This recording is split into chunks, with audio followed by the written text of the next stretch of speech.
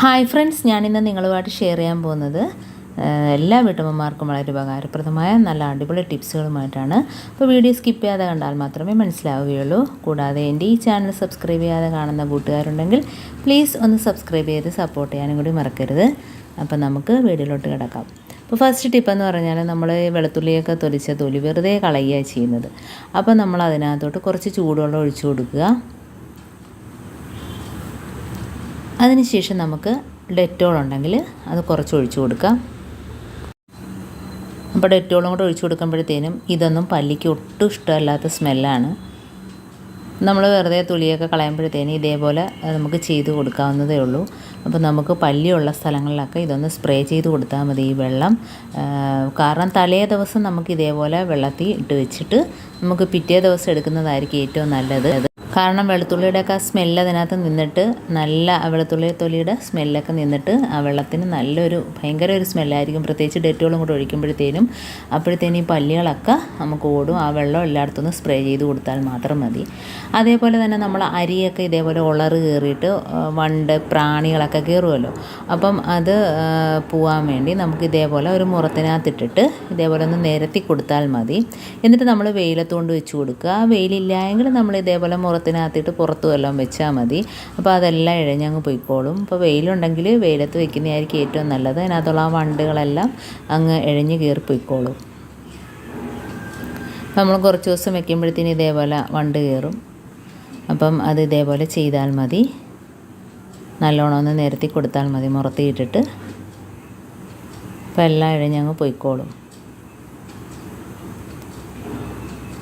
ഉണ്ടോ? ഇതേപോലെ ഒരുപാട് വണ്ടുകൾ കുറച്ച് ദിവസം കഴിയുമ്പോഴത്തേനും നമ്മൾ പച്ചരി സൂക്ഷിക്കുമ്പോൾ ഇതേപോലെ ഉണ്ടാകും. അതേപോലെ മറ്റേ ചാക്കരിക്കകത്തും ഉണ്ടാകും.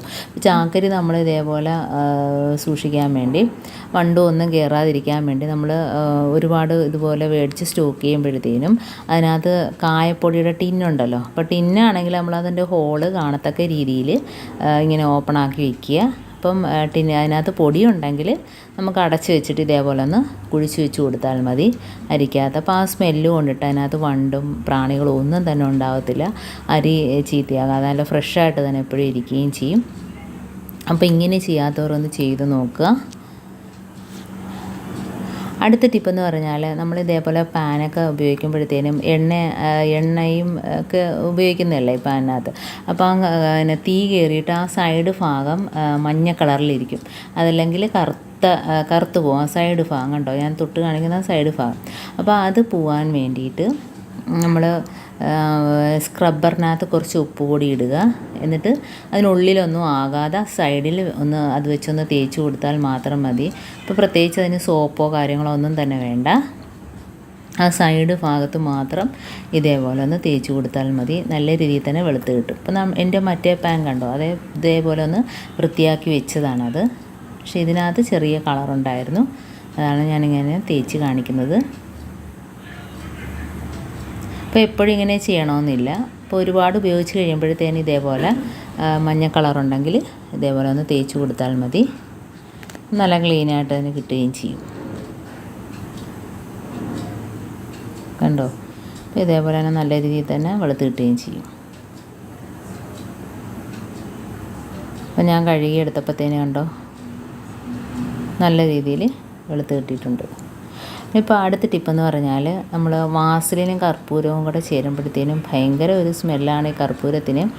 അപ്പോഴത്തേനും നമ്മൾ കർപ്പൂരം ഇതേപോലെ ഒന്നോ രണ്ടോ എടുത്തൊന്ന് പൊടിച്ച് ഇടുക.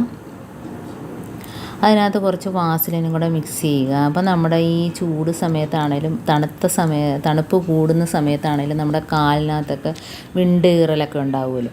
അപ്പോൾ അത് ഇതേപോലെ ഒന്ന് തേച്ച് കൊടുത്താൽ മതി. നല്ല വ്യത്യാസമായിരിക്കും. രാത്രി നമ്മൾ കിടക്കുന്നതിന് മുമ്പായിട്ട് ഈ വാസലിനും കർപ്പൂരവും കൂടെ ഇതേപോലെ കലർത്തിയത് ഒന്ന് വിണ്ട് കീറുന്ന കാലിൻ്റെ ഉപ്പൂറ്റിയിലൊക്കെ ഒന്ന് തേച്ച് കൊടുക്കുക. അപ്പോൾ നല്ലൊരു മരുന്നാണിത്. അതുകൂടാതെ തന്നെ നമുക്ക് ഈ പല്ലിക്ക് ഒട്ടും ഇഷ്ടപ്പെടാത്ത ഒരു സ്മെല്ലാണ് ഈ കർപ്പൂരത്തിൻ്റെത്. പ്രത്യേകിച്ച് നമ്മൾ ഫർണിച്ചറിൻ്റെ അലമാരയിലൊക്കെ തേച്ച് കൊടുക്കണമെങ്കിലും ഇതേപോലെ വാസലിനും കൂടെ മിക്സ് ചെയ്യുന്നതുകൊണ്ട് നമുക്കൊരു കുഴപ്പവും ഉണ്ടാകത്തില്ല. അപ്പോൾ നമുക്ക് ഈ കബോർഡിൻ്റെയൊക്കെ ഇടയിൽ നിന്നൊക്കെ പല്ലിയൊക്കെ വരുമല്ലോ. അപ്പോൾ അങ്ങനെയുള്ള ഭാഗത്തൊക്കെ ഇതേപോലെ ഒന്ന് തൊട്ട് കൊടുത്താൽ മതി. അപ്പോൾ ആ ഭാഗത്ത് പല്ലിയും നല്ല പാറ്റ പോലും കാണത്തില്ല. അതിൻ്റെ സ്മെല്ലടിച്ചിട്ട് ആ ഭാഗത്തൊക്കെ നല്ല മണം അടിച്ചിട്ട് അങ്ങനെയുള്ളൊരു ശല്യമേ നമുക്ക് കാണത്തില്ല. കാണത്തില്ല. കബോർഡിനകത്താണേലും എവിടെയെങ്കിലുമൊക്കെ വിടവുണ്ടെങ്കിൽ തന്നെയും അവിടെ നിന്ന് പല്ലിയൊക്കെ ഇറങ്ങി വരും കണ്ടോ. അപ്പോൾ ഇതേപോലെ ഒന്ന് തേച്ച് കൊടുത്താൽ മതി. പ്രത്യേകിച്ച് ഈ വാസലിനും കൂടെ ആയതുകൊണ്ട് നമുക്ക് ഫർണിച്ചറിനൊന്നും ഒരു കുഴപ്പവും വരത്തില്ല. നല്ല ക്ലീനായിട്ട് കണ്ടോ. അത് വെച്ച് തുടച്ചു കൊടുത്താൽ തന്നെ നമുക്ക് നല്ല ക്ലീനായിട്ടിരിക്കും. അതേപോലെ തന്നെ നമ്മുടെ ഡോറിനകത്തൊക്കെ ഇതേപോലെ ചിലന്തിയൊക്കെ കൂട് കൂട്ടത്തില്ല. അപ്പോൾ ആ ഭാഗത്തൊക്കെ ഇതേപോലെ കർപ്പൂരവും വാസലിനും കൂടെ കലർത്തി അതൊന്ന് തേച്ച് കൊടുത്താൽ മതി. അതേപോലെ ടാപ്പിനകത്ത് വാസലിൻ തേക്കുന്നത് കൊണ്ട് നമുക്ക് ആ ടാപ്പിനകത്ത് വെള്ളമൊന്നും നിൽക്കത്തില്ല. അതല്ലെങ്കിൽ അവിടെയൊക്കെ ഒരു പാട് വീഴും. വെള്ളം ഉപയോഗിച്ച് വരുമ്പോഴത്തേനും ഒരു പാട് വീഴും. അപ്പോൾ ഇങ്ങനെ വാസലിൻ കലർത്തിയത് തേച്ച് കൊടുക്കുന്നത് നല്ലതാണ്. അപ്പോൾ എൻ്റെ ഈ ടിപ്സുകളെല്ലാം നിങ്ങൾക്ക് ഇഷ്ടമായെന്ന് വിചാരിക്കുന്നു. ടിപ്സിൽ ഏതെങ്കിലും ഒന്ന് ഉപകാരപ്പെട്ടു എന്ന് കാണുകയാണെങ്കിൽ ഒന്ന് ലൈക്ക് ചെയ്യാനും കമൻറ്റ് ചെയ്യാനും സബ്സ്ക്രൈബ് ചെയ്യാനും മറക്കരുത്. അതേപോലെ തന്നെ കൂട്ടത്തിൽ ബെല്ലൈക്കൻ എനേബിൾ ചെയ്യാനും മറക്കരുത്. എന്നാൽ മാത്രമേ ഞാനിടുന്ന ഓരോ വീഡിയോസും നിങ്ങളുടെ മുമ്പിലെത്തുകയുള്ളൂ.